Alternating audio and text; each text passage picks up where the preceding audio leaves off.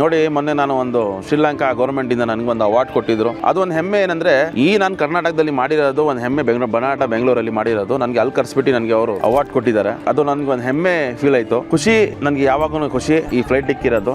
ಆಮೇಲೆ ಇವತ್ತು ನನಗೆ ಯಾರಿಲ್ಲಿ ವಿಡಿಯೋ ಹಿಡಿತಾ ಇದ್ದಾರೆ ಅವ್ರು ನನಗೆ ಹೇಳ್ದು ಸ್ಟ್ರಗಲ್ ಹೇಳಿ ಅಂತ. ನಿಜವಾಗ್ಲೂ ಹೇಳಿದ್ರೆ ನಮ್ಮ ಅಪ್ಪ ಬಂದ್ಬಿಟ್ಟು ಒಂದು ಹಳ್ಳಿಯಿಂದ ಬಂದಿರ್ತಾರೆ, ಕೋಲಾರದಿಂದ. ನಮ್ಮ ತಾತ ಕೋಲಾರ ಅವರು.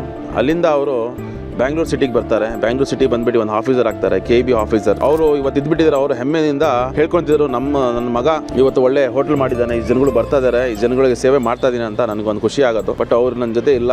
ನಾನು 2009 ನಮ್ಮ ಅಪ್ಪ ತೀರೋಗ್ಬಿಟ್ರು.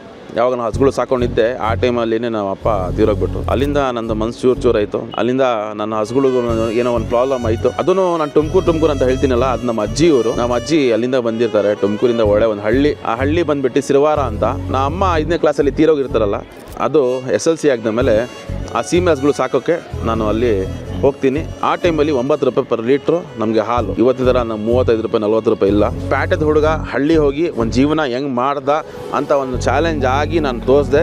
ಯಾಕಂದರೆ ಅದೊಂದು ನಮ್ಮ ಅಮ್ಮದು ಒಂದು ಆಸೆ ಪೂರ್ತಿ ಮಾಡಬೇಕಂತ. ಅಂದರೆ ಒಂದು ಸಿಟಿಯಿಂದ ಒಂದು ವಿಲೇಜ್ ಹೋಗ್ತೀನಿ ನಾನು. ಅಲ್ಲಿ ಹೋಗ್ಬಿಟ್ಟು ನಮ್ಮ ಅಪ್ಪ ಕೊಡೋದು ಬರೋ 3 ಹಸುಗಳು. ಆ 3 ಹಸುಗಳಿಂದ ನಾನು ಸ್ಟಾರ್ಟ್ ಮಾಡ್ತೀನಿ. ನಾನು 80 ಹಸುಗಳು ಮಾಡಿದೆ ಆ ಟೈಮಲ್ಲಿ. ಆರೋಗ್ಯ ಅಂತ ಒಂದು ದೊಡ್ಡ ಒಂದು ಡೈರಿಯಲ್ಲಿ ನಾನು ಹಾಲು ಸಪ್ಲೈ ಮಾಡ್ತಿದ್ದೆ. ನಿಟ್ಟೂರಿಗೆ ನಾನು ಹಾಲು ಕಳಿಸ್ತಾ ಇದ್ದೆ. ಎಲ್ಲ ನಮ್ಮ ತುಮಕೂರು ಜನಗಳು ನೋಡ್ಬೋದು. ಯಾಕಂದರೆ ನಾನು ಆ ಹಳ್ಳಿಯಲ್ಲಿ, ಆ ಸಿರವಾರದಲ್ಲಿ ನಾನು ಹೆಂಗೆ ಜೀವನ ಮಾಡಿದೆ ಅಂತ. ನಮ್ಮ ಅಪ್ಪ ಒಬ್ಬರು ಇದ್ದರು. ಆ ಟೈಮಲ್ಲಿ 2-3 ವರ್ಷ ಇದ್ದರು. ಆಮೇಲೆ ಅವ್ರು ತೀರೋಗ್ಬಿಟ್ರು. ಆಮೇಲೆ ಅವ್ರು ತೀರೋಗ್ದಾಮೇಲೆ ನನಗೂ ಆಸೆ ಆಗಿಲ್ಲ, ಅಲ್ಲಿ ಇರೋಕ್ಕೆ ಆಗಿಲ್ಲ. ಹಂಗೆ ಗೊತ್ತಲ್ಲ, ಎಲ್ಲ ಬಿಸ್ನೆಸ್ಸಲ್ಲಿ ಯಾರೋ ವೈರುಗಳು ಹಾಗೆ ಆಗ್ತಾರಂತ.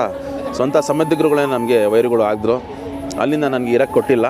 ಅಲ್ಲಿಂದ ನಾನು ನಮ್ಮ ಅಪ್ಪ ತೀರೋಗ್ದಾಮೇಲೆ ನಾನು ಎಲ್ಲ ಮಾರಿ ಇದು ಮಾಡಿ ಏನು ಮಾಡ್ತೀನಿ, ಸಿಟಿಗೆ ಬರ್ತೀನಿ, ಬ್ಯಾಂಗ್ಳೂರಿಗೆ.